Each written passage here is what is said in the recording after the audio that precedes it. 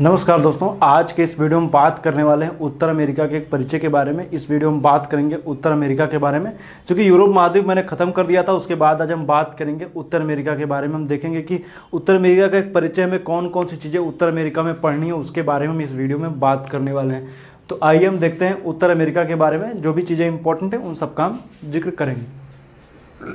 तो हमें क्या क्या पढ़ना है? देखिए, उत्तर अमेरिका दरअसल किसी भी महाद्वीप को पढ़ने से पहले या कहीं किसी भी देश को पढ़ने से पहले महाद्वीप के बारे में जानिए, उसकी अवस्थिति को जानिए और उसके आसपास के जो भी जलराशियाँ हैं उनको जानिए, कौन कौन से जगहों से वो सीमा बना रहा है उसके बारे में जानिए और किसका पार्ट है। इन सब चीज़ों को समझना पहले ज़रूरी होता है। तो बात करेंगे जो उत्तर अमेरिका की, तो उत्तर अमेरिका जो है वो लॉरेशिया का पार्ट है। आप जान रहे हैं कि जब पूरी पृथ्वी के जितने महाद्वीप थे सब आपस में जुड़े हुए थे।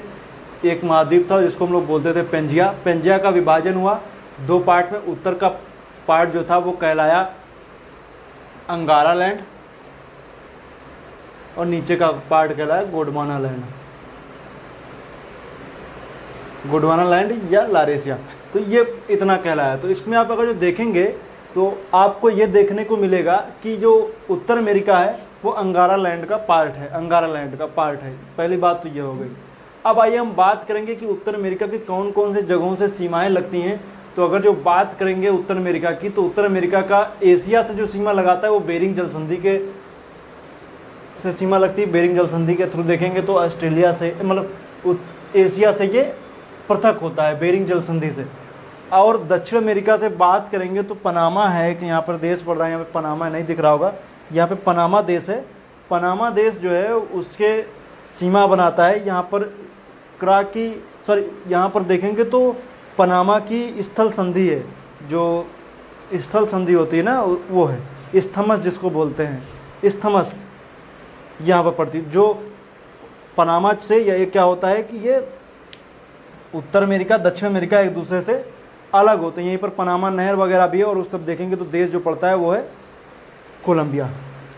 अब और बात करेंगे तो कौन कौन सी जगहों पर देखेंगे तो ऊपर की तरफ कनाडा, ये वाला हिस्सा आप देख रहे हैं, ये पूरा कनाडा है। कनाडा के बाद ये पूरा हिस्सा बीच में यूएसए पड़ेगा। दक्षिण की तरफ आएंगे तो ये पड़ेगा मैक्सिको।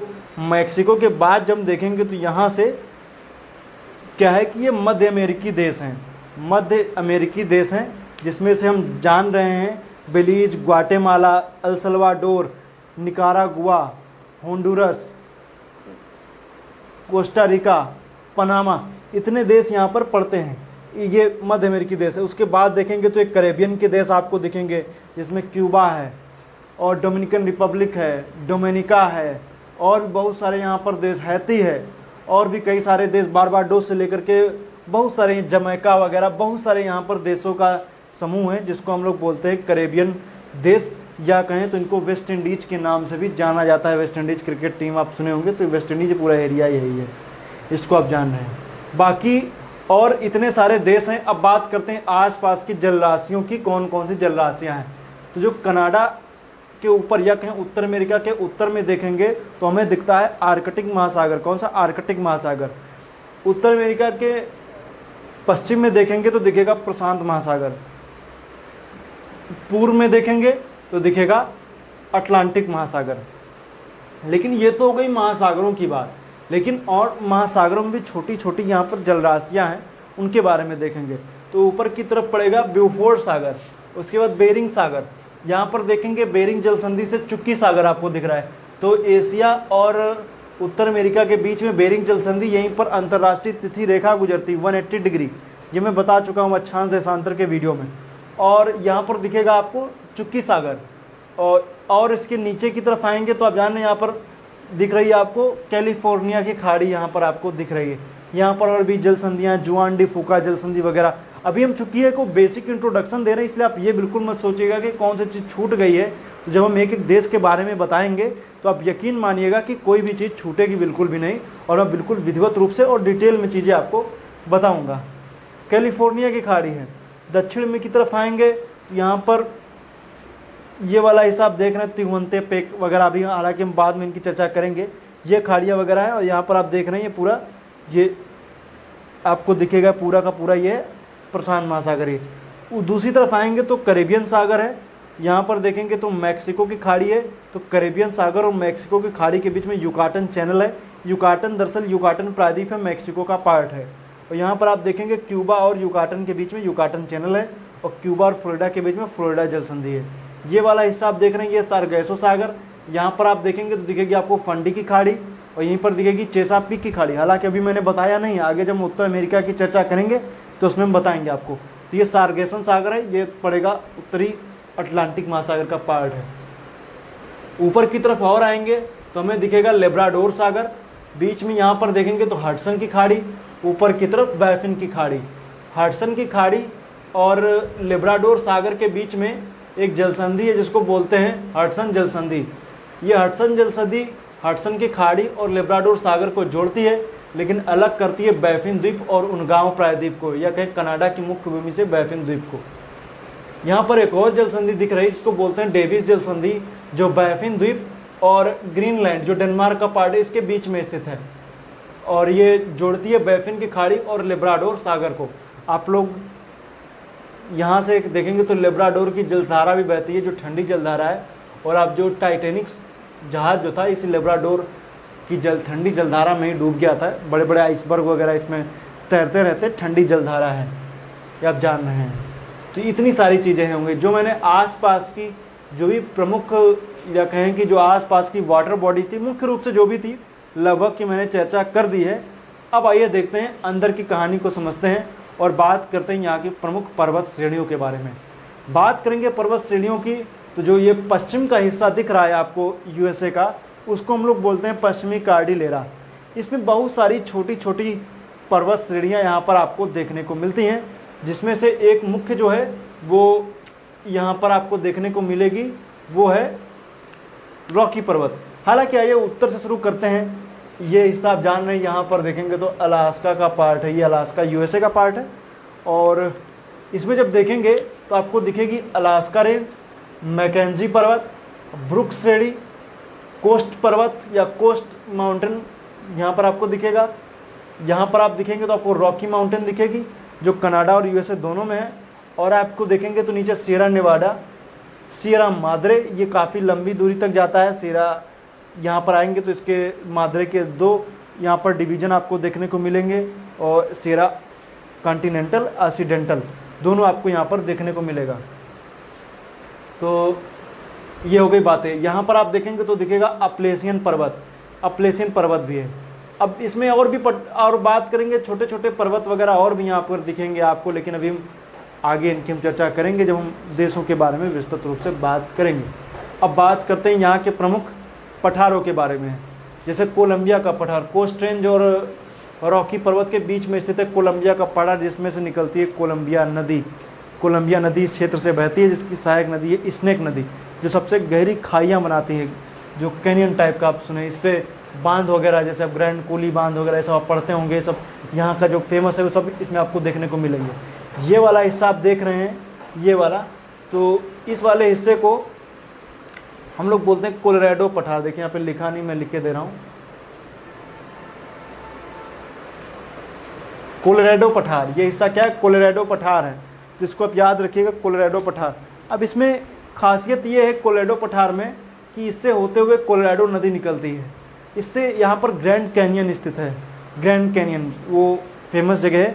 और यहीं पर आप देखेंगे तो सियरा नेवाडा जो मैंने बताया, यहाँ पर कैलिफोर्निया में 650 किलोमीटर लंबी पर्वत श्रेणी है।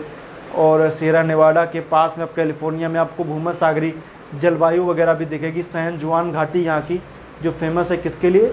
अपने रसीले फलों के लिए जानी जाती है। और यहाँ पर आपको दिखेगी डेथ वैली वगैरह भी, ये सब यहाँ पर आपको दिखेगा।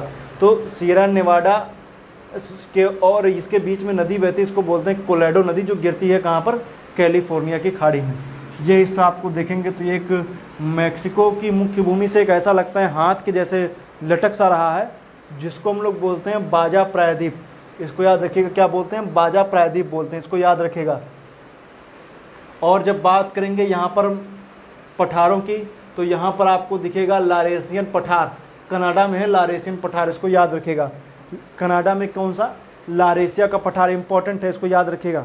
और अगर जो हम बात करेंगे तो यहाँ पर कई सारे फेमस पठार हैं, जैसे ओजार्क पठार है, यहाँ पर आपको देखने को मिलेगा ओजार्क पठार। अभी हम उसकी चर्चा नहीं कर रहे हैं, आगे चल करके उन सब की चर्चा करेंगे हम। मध्यवर्ती क्षेत्र में आप देखेंगे तो यहाँ पर आपको दिखेगा ग्रेट प्लेन दिखता है, इसको हम लोग बोलते हैं, ये जो मुख्य रूप से कह सकते हैं प्रेरी घास का मैदान है, गेहूं के लिए एक पट्टी के रूप में जाना जाता है। ये आप देखेंगे तो कोस्टल प्लेन, यहाँ पर तटीय मैदान है, फ्लोरिडा, लुजियाना, अलाबामा, ये सब आसपास के एरिया को देखेंगे, टेक्सास वगैरह में के तटीय क्षेत्रों में तो आपको देखने को मिलेगा ये वाला हिस्सा आप देख रहे हैं, तटीय मैदान है। और अगर जो बात करेंगे यहाँ की प्रमुख झीलों की, तो झीलें जब देखेंगे उत्तर अमेरिका के मुख्य रूप से कनाडियन शील्ड की झीलें और ग्रेट लेक्स झीलें, दो इंपॉर्टेंट हैं। कनाडियन शील्ड की झीलों की बात करेंगे तो Great Bear, Great Slave, Athabasca, Winnipeg, Reindeer, इतनी सारी यहाँ पर झीलें हैं, जिसमें से ग्रेट स्लेव से निकलती है मैकेंजी नदी जो ब्यूफोर्ट सागर में गिरती है, उत्तर की तरफ ये नदी बहती है। ग्रेट लेक्स में देखेंगे तो superior, Hurun, Michigan, eri, Ontario, इतनी सारी यहाँ पर झीलें स्थित हैं, जिसमें से मिशिगन यूएसए में है। इसको ग्रेट लेक्स क्षेत्र बोलते हैं। इंडस्ट्रियल एरिया है, यूएसए की सर्वाधिक आबादी या कहीं इंडस्ट्रियल जितने भी क्षेत्र हैं आसपास के, इसी पे आसपास स्थित हैं। और यहाँ पर प्रश्न पूछा जाता है कौन सा शहर इसके किनारे स्थित है, कौन सा नहीं है, तो उसकी चर्चा हम आगे चल करके जब यूएसए बताएंगे तो उसमें हम करेंगे ही करेंगे। और बात करेंगे यहाँ की प्रमुख नदियों की, तो मुख्य रूप से यहाँ पे नदियाँ जो हैं, एक जो मैंने मैकेंजी बताई वो आप ध्यान दीजिएगा। बाकी यहाँ की प्रमुख नदी मिसिसिपी, मिसौरी है। ये मिसिसिपी या मिसौरी दोनों की संयुक्त धारा मिसिसिपी मिसौरी कहलाती है। इसका जो डेल्टा है वो कैसा है, पंखाकार डेल्टा ये नदी बनाती है। तो मैंने डेल्टा की वीडियो में, वर्ल्ड ज्योग्राफी की प्लेलिस्ट में जाएंगे तो डेल्टा की वीडियो में मैंने इसके बारे में बताया है, तो आप लोग देख लीजिएगा। यहाँ पर आपको एक नदी दिखेगी, रियो ग्रांडे नदी, जो मैक्सिको और यूएसए की कुछ दूरी तक सीमा का निर्धारण भी करती है और मैक्सिको की खाड़ी में ये नदी गिरती है, इसको भी याद रखिएगा। हालांकि और यहाँ पर एक सेंट लॉरेंस नदी है जो लॉरेंस की खाड़ी में गिरती है, और ये आप देख रहे हैं जो निकलती कहाँ है, ओंटारियो झील से, और निकलती है ओंटारियो झील से, सेंट लॉरेंस नदी है। और यहाँ पर छोटे छोटे न्यू फाउंडलैंड द्वीप वगैरह और कई सारे यहाँ पर द्वीप स्थित है, चर्चा हम आगे करेंगे। और लगभग चीज़ें मैंने इसमें बता दी हैं, और कुछ इसमें बचा नहीं है, लगभग चीज़ें मैंने कवर कर दी हैं। प्रमुख पठार हो गए प्रमुख, और ये से जेम्स की खाड़ी, हडसन की खाड़ी के अंदर स्थित है जेम्स की खाड़ी, उसको भी आप याद रखिएगा। बाकी और कुछ इसमें बचा नहीं है, लगभग चीज़ें मैंने बता दी हैं। अब ये तो हो गया जो मैंने बेसिक इंट्रोडक्शन बताया। अब मुझे पढ़ना क्या है, इसमें हम बात करेंगे कि आखिर हमें यूएसए में क्या क्या चीज़ें पढ़नी है। हमको पढ़नी है यूएसए के अंतर्गत कनाडा, यूएसए, मैक्सिको, मध्य अमेरिकी देश, करेबियाई देश, इतने सारे देशों के बारे में हमें पढ़ना रहेगा। अब बात करेंगे उसके बाद में, हालांकि यूएसए के ऊपर 2 वीडियो बनाने पड़ेंगे तब जाकर यूएसए ख़त्म हो पाएगा, क्योंकि यूएसए के औद्योगिक क्षेत्र भी काफ़ी ज़्यादा हैं और यहाँ के प्रमुख खनिजों के बारे में भी चर्चा करनी रहेगी, तो उसको में 2 वीडियो यूएसए बनेंगे। मैक्सिको, मध्य अमेरिकन, करेबियाई, कनाडा, इतने सारे देशों के बारे में हमें बताना रहेगा। और करीब मान के चलिए टोटल करीब 7 से 8 वीडियो लगेंगे उत्तर अमेरिका को ख़त्म करने में। तो जल्द से जल्द मैं इसको ख़त्म करूँगा, ज़्यादा लंबा नहीं खींचेंगे और लगभग ये उतने दिनों में ये ख़त्म हो जाएगा। तो आज के लिए इतना ही, उम्मीद करता हूँ वीडियो अच्छा लगा होगा। वीडियो अच्छा लगा है तो अपने मित्रों के साथ शेयर कीजिए। आज के लिए इतना ही, वीडियो देखने के लिए आपका बहुत बहुत धन्यवाद।